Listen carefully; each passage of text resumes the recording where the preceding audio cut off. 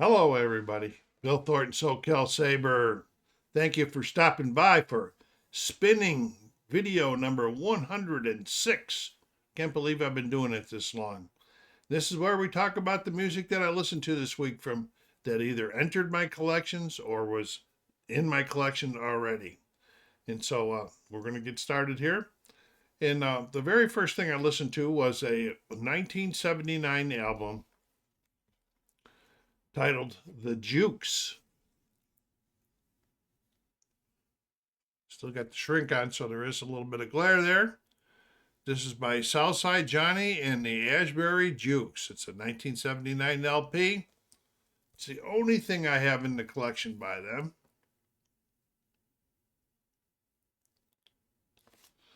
And it was their fourth studio album.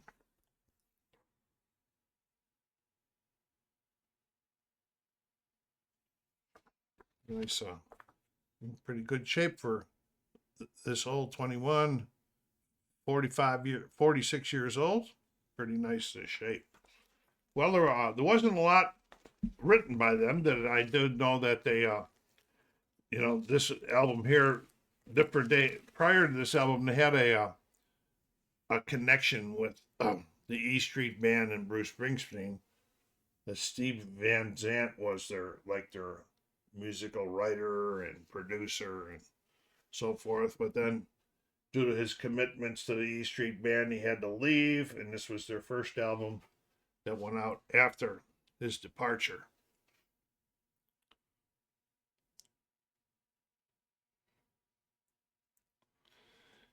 And, it was okay. I found the music of, I was going to say a little raw, but what the heck does raw mean? I guess maybe the production and the way it was recorded and so forth wasn't as smooth or nice sounding to me as I thought it should be. But it was okay. So I'm going to be generous since it's Christmas week coming up and give it a G for the week. Good. So that is the 1979 album, The Jukes, by Southside Johnny and the Ashbury Jukes. So how's everybody been doing? Listen to any music this week? Let me know down there in the remarks. While you're down there, hit that like button. If you're watching and you haven't subscribed yet, please do so. Help the channel grow some more. This is a relatively new channel that I opened up in July. And it's steadily making a little bit of progress, which is kind of nice. Okay. Yeah, and put comments down there. Everybody put comments. What do you like? Do you like any of these albums or not? So forth. If not, if you like any of the artists, let me know which one their favorites. Give me some information they'll learn from. Okay, the next one here we got is a 1978 album by Yes called Tormato. I have 5 LPs, 2 CDs in my collection by Yes.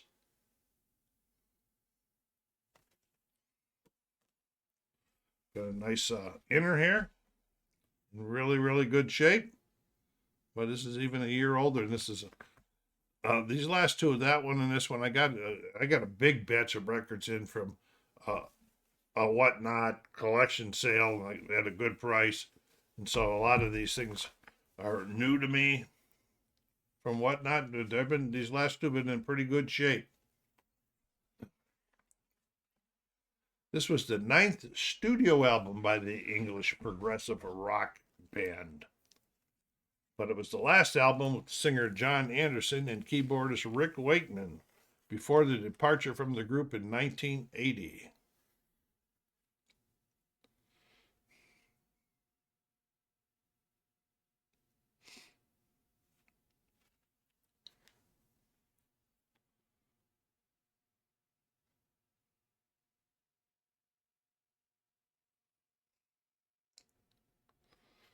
The album received mixed responses from critics but became a commercial success. It reached number 8 in the UK and number 10 in the United States.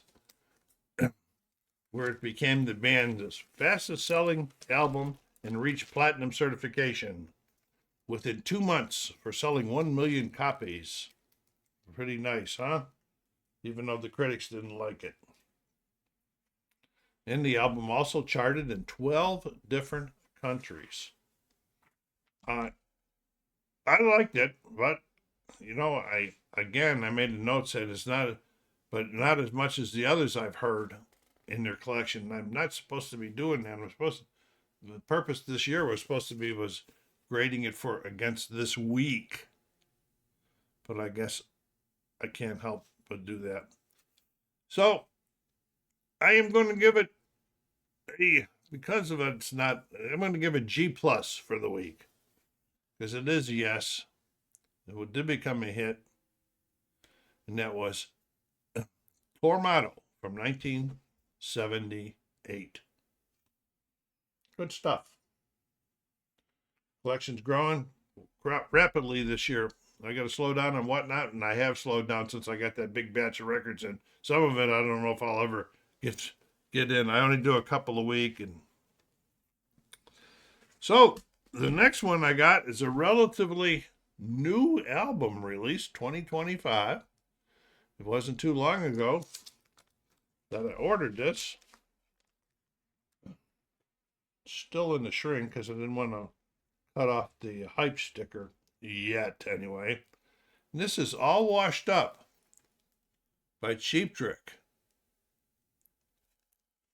I have 3 LPs and 1 CD in the collection by Cheap Trick. And this was their 21st studio album. Wow, been around for a long time. Charted at number 9 in the U.S. Billboard album sales and 14 other charts around the world. Still going, still cooking. Good stuff. Really, really nice. What we got here? It's on the side, but we got itself a nice inner, which I don't ever keep the albums in because it's paper.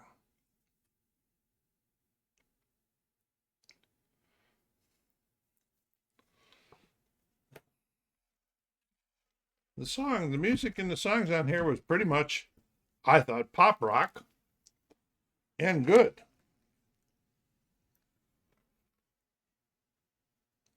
It's on this like this gray, translucent gray vinyl.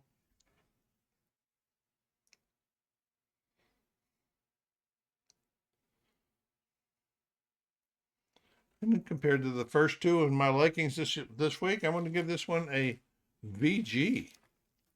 Very good for the week.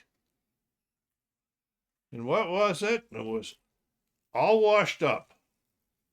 2025 release, the 21st studio album by the American rock band Cheap Trick. Nice stuff, huh? All right, where are we at now? Okay, now we're going to take a look at the first one. If you saw my video, last month I did a trip to Phoenix and I went to the In-Groove for the first time. And I bought some albums there. And the first one that I picked up there was it's a 2025 Steven Wilson remix of the 1976 album Black and Blue by the Rolling Stones. I got the hype sticker off to save it.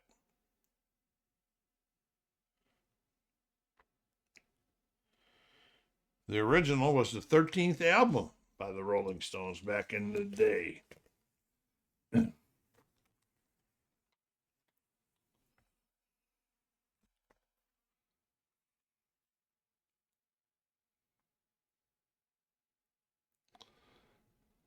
This album runs a stylistic gauntlet from hard rock and funk to reggae, blues, and soft rock.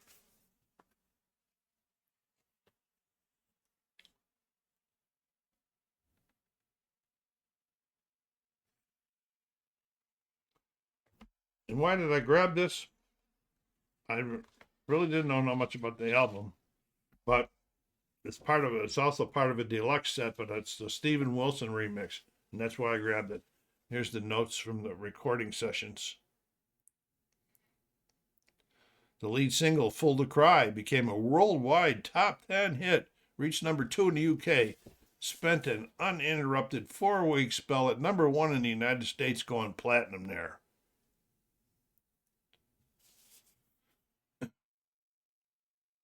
And I liked it. It was pretty good. There was a lot of controversy when it first came out over tasteless promotional campaign overshadowed the album's release. I guess Mick wanted pictures of a woman with bruised faces in that, and saying that she got it from the Rolling Stones and she liked it, or something to that. Then there was over in England, there was a big billboard that was put up similar to it, and after about controversy, it had to be taken down. And we got with what we got.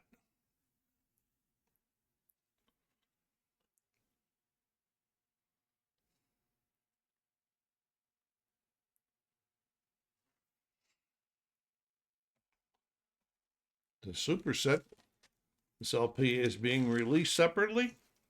The stereo remix will be issued on multiple CDs and vinyl formats. I am a fan of the Steven Wilson remixes. I have several others with Jethro Tull, and I think the Genesis, I have one. I don't have a lot of them, but I do have several of them, and I really like his mixes because, I was always taught, and I was taught by somebody that was a professional singer and somebody that worked with Steppenwolf, that the voices should just be just on top of the music. Just on top. Not to be up high so you can't hear him. Steve Wilson does a really nice job in remixing his stuff, and that's what I like. So, Black and Blue, the 25 Steven Wilson remix of the 1976 album, gets a VG for the week. All right, how about that? A little sip of water here. Old man gets dry quick.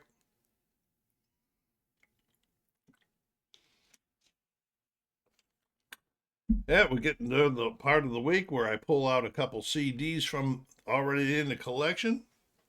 We're trying to get through it. I don't know if I'll ever get through it. The first one is number 173. And it's the 1993 album Duets by Elton John. Now, this will tell you that I am an Elton John fan.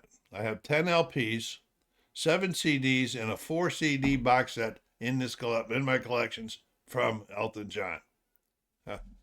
And yes, I have seen him in concert. I saw him at Dodger Stadium back years when he was on tour with Eric Clapton. And what I really like what they did is that also is let's see, that day there, Eric came out and played a little bit over 2 hours. It was a little intermission, and then Elton came out. He was the finale for the night, and he played for a little bit over 2 hours. There was prior to Eric in the afternoon, there was a young man named Curtis Steiger that was like an opening act for them. But really good concerts, really good concert. This is a collaborative studio album. The album debuted at number 7 in the UK. In the US, it peaked at number 25 on the Billboard 200 charts. 16 tracks on here, with my favorite, Don't Let the Sun Go Down on Me, with George Michael, which also became a number 1 hit on both the US charts and the UK singles charts in 1991. How does that figure out? Oh, yeah, because they released it early. It was a hit prior to the album.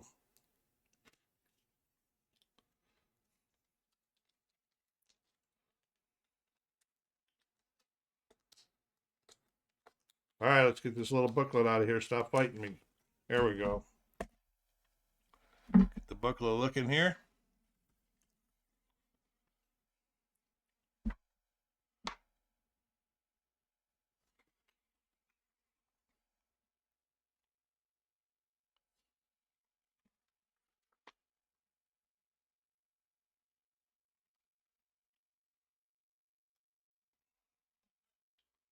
in the CD itself.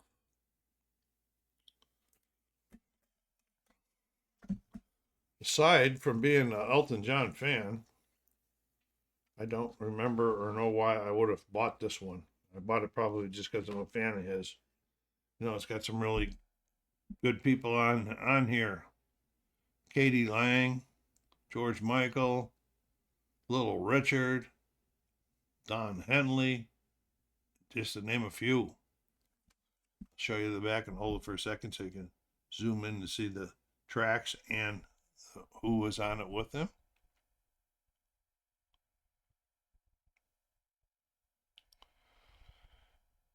So I'm going to go G plus on this one for the week. You know, I liked it because I'm an Elton John fan, and it was a little bit up above there, but not VG there. I have too much Elton John stuff. So that's the 1993 album by Elton John, Duets. I hear my Alexa talking out there about something. All right, next number 174 is a 1993 album by Midnight Oil, Earth and Sun and Moon, the 8th studio album by the Australian rock group.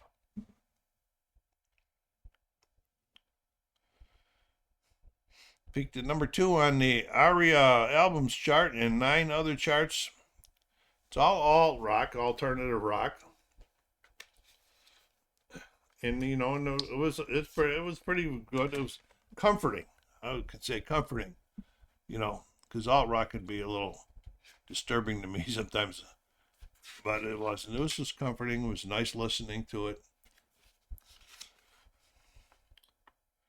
I really like their 1990 album, Blue Sky Mining, which I was probably thinking about that when I bought this one here, thinking that it would be, you know, similar, but not quite. Didn't quite make it.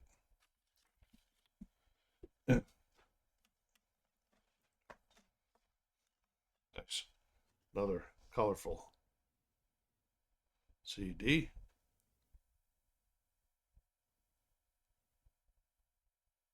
Get so much into it before I get the there we go. So I guess I'm going to be generous on this one here, and I'm going to go VG on it for the week. Like I said, it was good. I like Midnight Oil. I only have, this is the only thing I have. I have 2 CDs in my collection. This one and Blue Sky Mining. Will I look for something else? Maybe. Will I do an intensive search for it? I don't think so. All right. Now, the last thing we do every week is pulling the next album out as we're trying to get through the first 350 albums in the collection. Pulling the next album out. And it's a 1978 LP by Chicago called Hot Streets. I have 2 LPs, 1 CD, and a 4 CD Box Street by Chicago in the collection.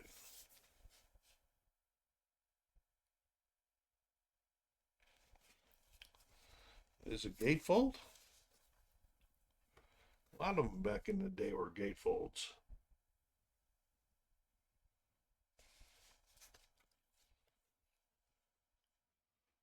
Let's see if I do have a nice inner in here.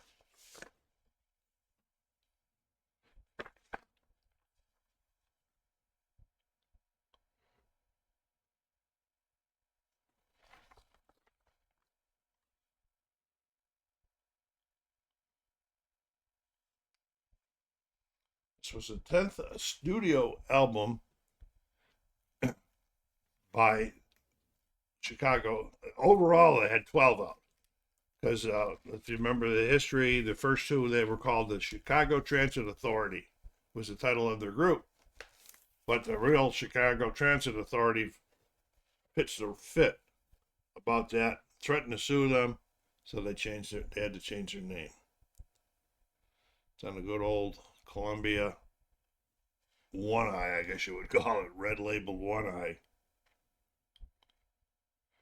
And this was the band's first album with all new material released since their second that did not have a numbered title.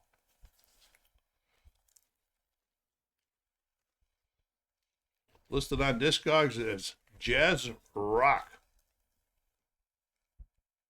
I hear a little bit of jazzy and jazzy rock, but I also hear some disco and I hear some funk in here. And so, it was kind of that era was, disco was starting to fade out around 78 or so fading out in 78. So they were still trying to get on top of that craze of the Saturday Night Fever and all of those big ones and that. But it was a good album. It was a good album. But I'm going to give it a G plus for the week. Wow, now it's the time of the week where I tell you what the two that I enjoyed the most this week. Enjoyed the most, I could say. I enjoyed them all. So the first one I'm going to pick up is the 2025 release by Cheap Trick, All Washed Up. And the next one I'm going to pick up, I think, is going to be the Steven Wilson remix of Black and Blue by the Rolling Stones, which is a 2025 reissue also. So that's it. I hope you enjoyed that. This is Christmas week. If I don't see you before then, I hope everybody has a Merry Christmas if you celebrate Christmas. If not, just have a happy holiday, and I will see you next Saturday. SoCalSabre saying, take care of yourselves, be kind to each other, and stay safe.